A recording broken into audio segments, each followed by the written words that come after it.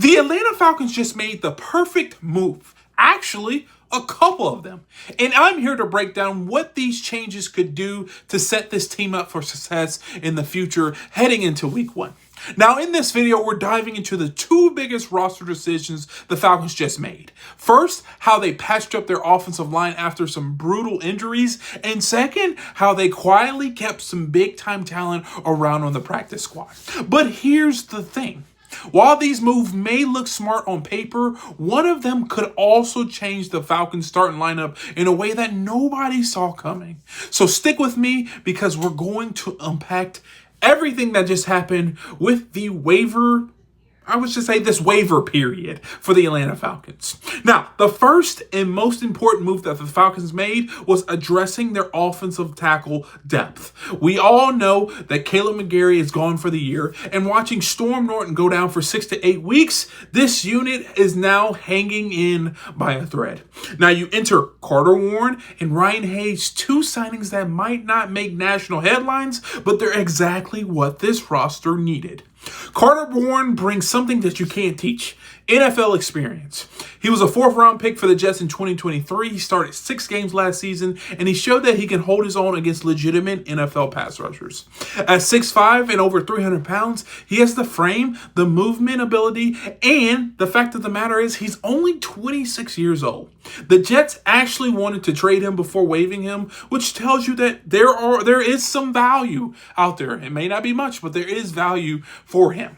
Then you've got Ryan Hayes, who came out of Michigan as a 7th-round pick, but don't let that draft spot fool you. He was a part of the most dominant offensive lines in college football history, winning back-to-back Joe Moore awards. He knows how to compete in the trenches, and he has that versatility to swing across both sides and both tackle spots. And here's where it gets fun.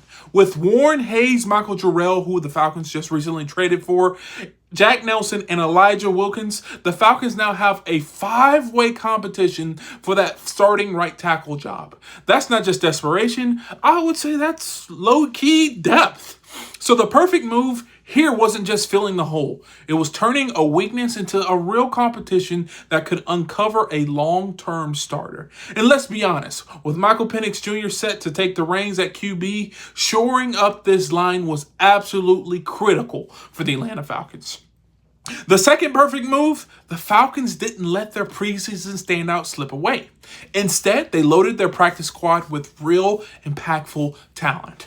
First up, Easton Stick. Sure, he was cut from the 53-man roster, but keeping him around as QB3 was a smart insurance policy.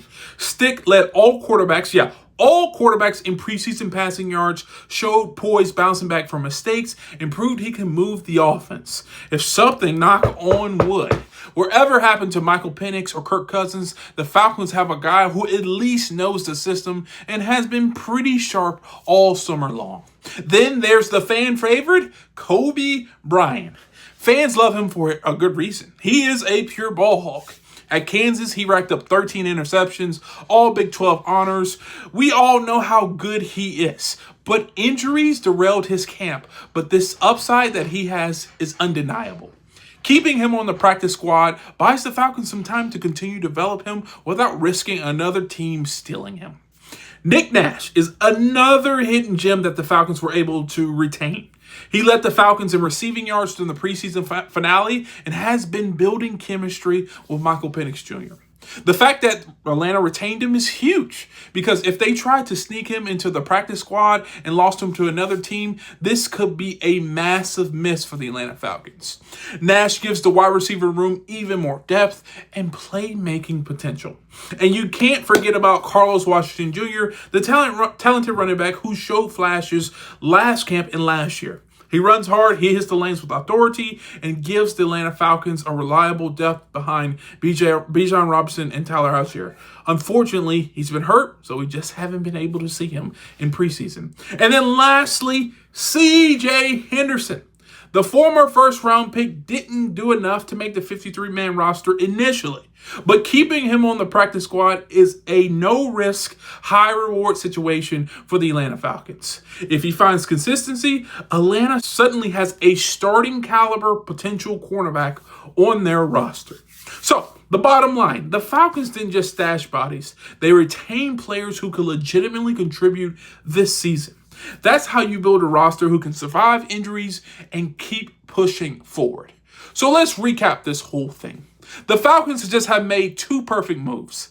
Signing Warren and Ryan Hayes to shore up the offensive tackle depth and stacking the practice squad with guys like Easton Stick, Kobe Bryant, Nick Nash, Carlos Washington Jr., and CJ Henderson.